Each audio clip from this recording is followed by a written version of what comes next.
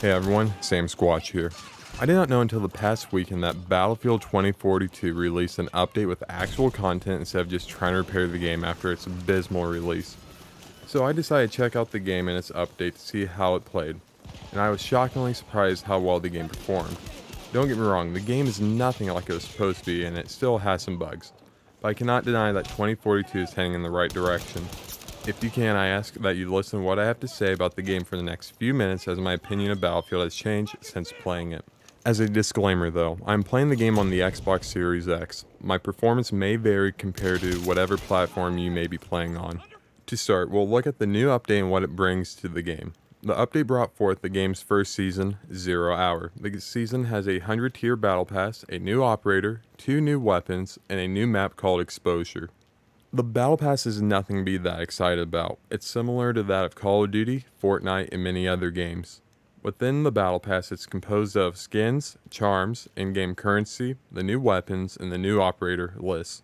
The Battle Pass also has a free and premium version.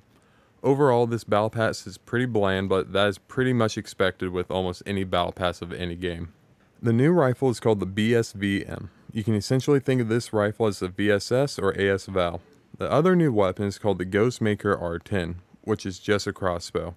I have yet to use the new weapons as I've only played a few hours over the weekend, so I cannot properly say how well the weapons are. The new operator list is an engineer specialist. She has a passive ability of detecting nearby damaged enemy vehicles, and she has a TV guided missile launcher. I personally like this operator and the element that she brings to the game. While I did not know about this season's release, I was quick to look forward to the new map Exposure. Keep in mind this is the first map to be released for the game since launch. With EA and its incompetency, I was worried about how the map flow would be on this map.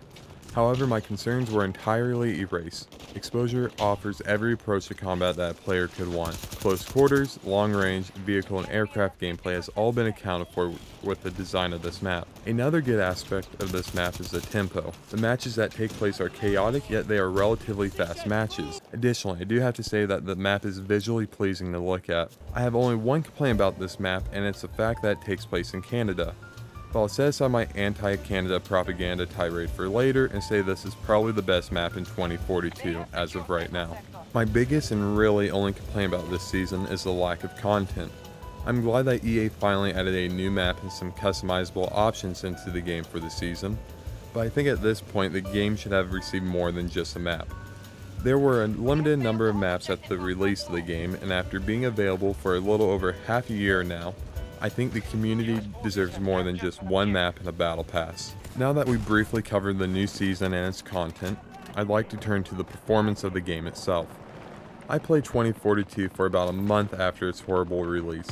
I gave up on the game because I thought the performance was awful and the outlook was pretty dark. However, since I've been playing the game this past weekend, I can say with confidence that this game is in a much different state.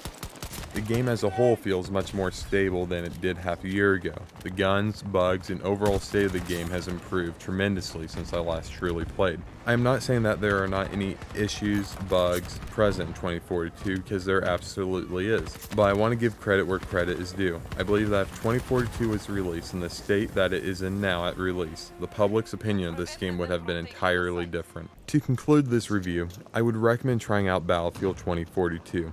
Like I mentioned earlier, this game does still have bugs, but the game's overall performance is much better and stable than that of its release. So far, I've really enjoyed the map and the new operator, and I think many of you will enjoy this new season as well. I hope the review helps, and take care.